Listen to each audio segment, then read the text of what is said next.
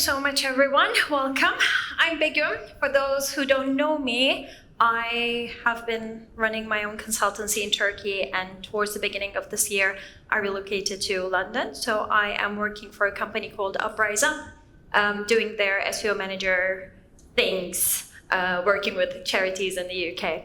So today I'm going to be talking about SEO's guide to turning stakeholders into superfans, because why not? And I really appreciate everyone yesterday and today taking part in all of the presentations, because we have been talking a lot about how to get stakeholder buy-in, how to get our projects implemented, how to do product management and project management as well. So this talk hopefully is going to leave you with some insights and some inspiration about going and trying to influence your stakeholders to actually collaborate with you. It involves elements of working with them, doing the management of them, and then assigning tasks to them, etc. So without further ado, let's get started. We are going to be talking about identifying the stakeholders first. I want you to be able to identify all the stakeholders that you are going to take engagements with, and then identify them on a metric so that you can set the stage for SEO and then continue with engaging them, trying to turning them into advocates. And then you will be delivering your results and reports. It's going to be a little bit of a snapshot of what the reports are, obviously not the hands-on reports. And then we are going to talk about managing what should happen next, maintaining stakeholder engagement and moving it into the future, then wrapping the session up. So first of all, sphere of influence. You are going to identify who you're going to build connections with and how it's going to go. So first of all, identify who you're going to contact with. Assess influence on project outcomes and categorize them so that everyone knows where each department is standing on. And then we will evaluate their interest levels in SEO. Obviously, the involvement of a product manager is not going to be the same as the legal team's interest in SEO. So identifying where they should sit and how you should communicate with them is actually going to come from identifying how you should communicate with them. So then you are going to start building trust and momentum with them, starting from here. So this is showing the influence, obviously from low to high, and interest, again, the right-hand side being the highest. And C-suite is the place of stakeholders that you should keep satisfied, but they don't necessarily have to know about what happens in SEO from day to day. But when it comes to your CMO, your PM, your SEO director, or your head of SEO, you should actively engage them, like starting from very beginner, junior roles, going into the analysts and executives.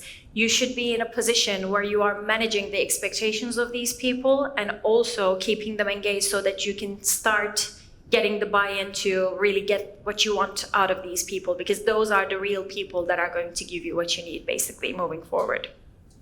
Obviously, customer support, sales, or legal are going to be departments that you should only monitor the engagements with. I then, for example, mentioned that the word of taxi cannot be used because of the regulations in the German market, I think. So getting the input from them, but not necessarily keeping them informed. But when it comes to the content data in PPC teams, because their influence is lower in the organization, but because their interest is high, you should keep them informed and you should collaborate with them on an ongoing basis. And that involvement is going to obviously come to how you manage your projects with them. So, SEO success stories are born when every stakeholder in that matrix that you saw previously gets what they need to drive impact, and your role partially is about to influencing them, informing in them in the right form, because what you're going to communicate with the CMO is not going to be what you're going to communicate with the content team. So get every stakeholder engaged with the documentation that is right for them. What I mean by that, so when we're setting the stage for SEO and getting started with our contact with these people, we should tailor our messaging to communicate with each stakeholder and influencing them before showing something. So we have been talking a lot about this, and we actually obsess over this when it comes to SEO. Like, we always talk about something That is so important. That is the vital part. And we should never talk without including this. But the main step that we should be doing is actually engaging them to begin with before showing them that. What do you think that might be? It's 4 letters. Anyone? Maybe something like numbers? Anything rings a bell? Thank you for sleeping through my presentation. It's data. So data, we obsess over that. We really take that into consideration. Obviously, data is very important and we should never talk without data. But when it comes to delivering your reports, you should put that in a context. You should wrap it around a story so that it is saying something rather than just showing something. Because obviously words speak louder than they are sometimes. And for to be able to communicate what you really want to these people, you should tailor your messaging and put them into stories, because obviously stories are left in people's minds more than the data itself. And then we should always remember that quick wins create momentum and they facilitate engagement and ongoing interest on the main project. So while you are getting ready to deliver your biggest project, make sure that you're identifying little wins to keep people engaged and give them what they want, possibly like little tiny sneak peeks of what you're really trying to accomplish. And SEO, for example, this is also something that we obsess over. SERPs. We always talk about SERPs, but that does not really mean anything to some people in the organizations. So translate this into something that they might be more engaged with. Obviously, we're talking about competitors in SERPs or what kind of features are available. So it's visibility. And when it comes to the brand recognition, obviously knowledge panels are taking a huge part as well. So bringing all these elements and putting them into business terms is going to take you a long way. And this last part with 6 characters is going to be a little bit harder, I guess, for us to come up with, but please give your best. So best practices can only take you so far, but compelling business cases, they gain trust and facilitate something. It makes people move, it makes them click, it makes them take action. Thank you. Yeah. So get everything that you want to frame into a story, deliver it, give them a little taste of what you're really trying to accomplish, and then build compelling business cases for them to make the organization move forward. And sometimes, yes. So obviously there are like mini, tiny 4-stage things that you can do. First of all, clarify your goals. Make sure all stakeholders know what you're going to do. And it does not only translate into what SEO is doing, this is also managing them and identifying where they should be and what they should be doing for you to accomplish this goal at the same time. Define roles. I know this is more of a PM and you don't really want to do that, or you don't really have the time to do that, but without managing people that you're working with, managing their expectations, managing what you expect from them and delivering it clearly, you possibly are not going to get everything that you want. So being a good SEO in an organization, communicating everything and bringing everything together is going to be a challenge of defining roles and being able to communicate them. There is also another thing that I feel in our industry that, like obviously looking at the channel strategies of a website, we kind of see SEO at the core of everything because we are very correlated with the content side, or we can identify the competition in a more defined way as we like to think. I think who here thinks SEO is kind of superior to other channels? Yes, me. I don't really want to say superior, but I think when it comes to the marketing mix, we are in a good position to understand the business and kind of translate it into doing what needs to be done on the online world. So link responsibilities and KPI and make sure teams are clear on what they need to be doing as well. For example, in the e-commerce session, I think it was Mark that mentioned you should be able to go into the manufacturers to get the best information from them and put that on the website. So here is a task for your product team, for example. Establish KPIs, clearly show how these tasks are going to contribute to other channel successes as well. And while you're doing that, because I know that you're short on time, avoid scope creep. Product is the connective glue, says John Cutler, and he says they literally fill the cracks of everything. So in the organization, if you think of SEO as your product, or if you think your website as your product, and if you are there to bring everything together and kind of leak into the roots of the organization and pull everything together, this is what you should be doing. View SEO as a product so that you can get things implemented and move things along the side. So when you're doing that, obviously you are going to collaborate with people and engage with them, and you should be able to turn strangers into advocates. So how is that really going to happen? First of all, I love how the emphasis during this conference has been on communication, getting people buy-in, networking, and how it relates to how we do our businesses and how we engage with people. So this is, again, another slide that is going to support that. So we have to set up touch points for regular updates, project milestones, adjustments, and industry trends should be communicated. I know many of you are sending, here's what happened this week at Google. Love that. Sorry, I got distracted because there was a little butterfly. It was Tumai's daughter. She's so beautiful.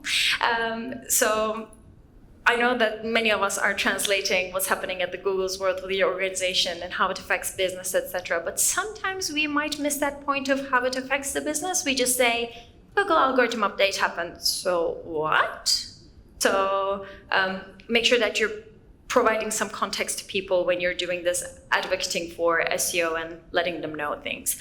And also when it comes to transparency, we tend to communicate only the wins and not really talk about the points that we're falling short, something that we can improve on, etc. So openly communicate your results, even if it means that your traffic dropped, that you were affected by the algorithm, something got messed up, the devs team again broke something. Right, I'm just kidding. Reduce uncertainty by informed decision making, so providing that context and so what is going to inform people about what they should be doing moving forward as well. So make their jobs easier for them basically moving forward so that you can collaborate with them a little better. Here are 2 emails that I sent, one of them actually a Teams message, which I hate. Teams is not the world that we should be living in. Anyways. So we had an email from a client because the paid site did great, and he was like, y'all know what we call that? Bowler, straight money, no, all gas, no brakes. So this was basically a celebratory email from a client, and I thought that it had to be shared with the team because obviously some clients don't know how to CC people in. But he was so engaged and he was so excited, so I really wanted the team to know about that. And there was another mail that I sent. So we created some sort of documents about rich snippet opportunities, but we specifically told the client that there is nothing for you to take action here. So this is just an update email. And when it comes to the so what of that, no, this and that, but nothing for you to really action at this point. And sometimes we refrain from sending this email because we believe that it doesn't really matter. But having that constant communication is going to improve your work a lot. In one of the projects that I worked in, one person told me that their best trick when it comes to project management was sending at least 2 emails per week. I mean, I don't really push for that necessarily, but if I'm on top of things and I can communicate to the other side, that is perfect. Other things that you can do can be training. You can work alongside other teams and kind of provide them either SEO training or how it comes together with other channels as well. Recognition, give them recognition, acknowledge what they're doing, how they're contributing to your projects, and also when it comes to you highlighting what you have done for the team, this is also taking ownership of your work. So you can pretty much deliver what you have done as well during this point. And publicity, we all know and want a little bit of that, but sometimes we can be a little bit hingy and try to keep it within the department. So when it comes to celebrating the wins on a project that you did so well, don't forget to do it by including other departments as well, like speak to people that you have collaborated with and try to get industry coverage for those things that you have done, be it case studies or interviews or anything else. And here was another email. This is me actually celebrating one of the junior SEOs who worked with me. We worked on some featured snippet opportunities, and right before, so that was already shared like in one of the Brighton SEO training sessions that we had to do at the company.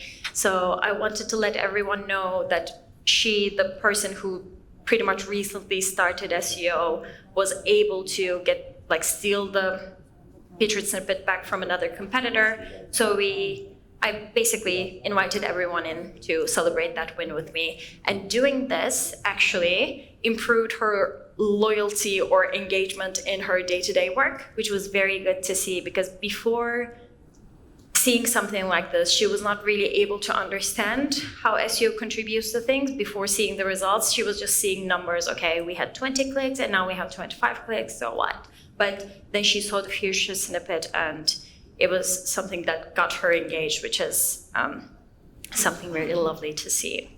So doing this and communicating clearly and kind of adapting everything in the organization is going to provide you increased support for projects, and you can carry on by doing more and getting more buy-in in the long term. Enhanced communication and feedback, I know it takes time, I know it takes effort, but it has to be done. And if we think SEO is so vital to the projects that we're working on, then why not keep it at the center and kind of improve its recognition and coverage? And you are going to build long-term relationships and get the loyalty of the teams that you're working with. When it comes to showcasing value, I think I want to roll through this a little bit more quickly. So tracking progress effectively, this starts with identifying your metrics clearly and defining what needs to be communicated with each team. So when you're communicating with the data team or the dev team, things that you're going to highlight are not going to be the same as what you're delivering to the CMOs and, C-levels and other high-level management. So put them in your reporting frameworks, but make sure that you're keeping everything in its certain places. Importance of monthly reviews. I don't know, who gets kind of happy when a client cancels a meeting?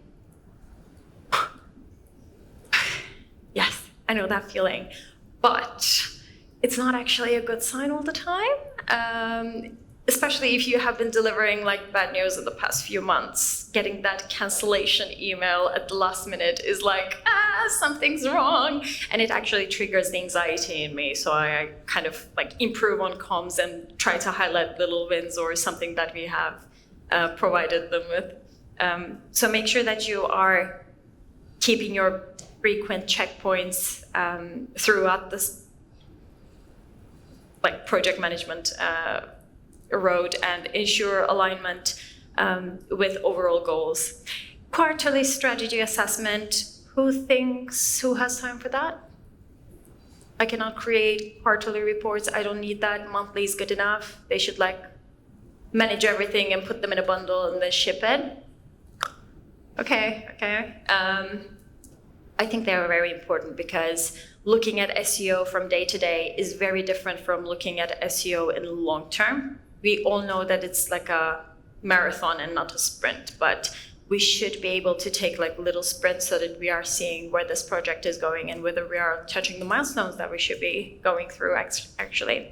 And adjusting strategies based on feedback. Obviously, it's not a one-way street. You are going to get lots of feedback from different teams, and they are going to be very impressed the next time that they realize that you have put that effort in, you really worked with them, you listened, you changed things. So, for example, they ask you to change a KPI, and if you keep the old KPI in the reports but provide them an executive summary or kind of a high-level sentence, here's what's happening with this KPI, it's not really going to satisfy them. But you're actually taking the time to change things and adjust things based on what they are wanting, it's going to make the whole difference. That's why we are coming to reports and talking about sleek reports. Obviously, this is not a very good visual, but what I was actually mentioning is the thing on this right-hand side. So we provide some graphs and charts here based on different metrics that they're doing. Obviously, total rankings was not my decision. I can accept that shame. On the left-hand side, we have like an overall summary explaining everything in detail. Here's what's happening, here's the story behind this report, and here's what's basically you should be taking note of. But on the right-hand side, they are just able to see everything in a snapshot. The left-hand side is the one that we sent to the developers, and they, with this, are able to like sort through queries, pages, etc., and basically see the effect of what they're doing or where they have. Actually, this shouldn't have been shouldn't have been in the decreasing order, but improving anyways. So make sure that your reports are reflecting the KPIs that you have planned to deliver, and you are taking a note of all that storytelling aspect as well, and delivering your reports based on who you're speaking with. So, how do we secure future support from these teams? Understanding what and how to communicate with each stakeholder, engaging them throughout the journey that you're on by collaborative planning and regular feedback, training, showcasing early wins, and maintaining regular collaboration builds trust and accountability in the long term if and when done consistently. So you have to be consistent. You have to show up every day. You have to align things with all these people that you're speaking with. And these are the things that are getting SEO recommendations implemented. So engaged stakeholders, I really want you to take a note of that. Engaged stakeholders are the passionate advocates for SEO at the end of the day. And that is going to leave you with your PM spreadsheet if you would like to take a note of all the questions that I ask myself when it comes to delivering more insightful data or how SEO plays a role in the overall organization and what we're trying to do. So I will leave you with that. And if you have any questions, please grab me at the lunch break. Also, I have a special thank you for everyone who have showed up during the yoga sessions that I organized. I have a little community called Place to Be, and if you would like to connect with me over there as well, please take a note of this QR code as well. And thank you so much again. That was me on your road to turning SEO stakeholders into superfans. Thank you.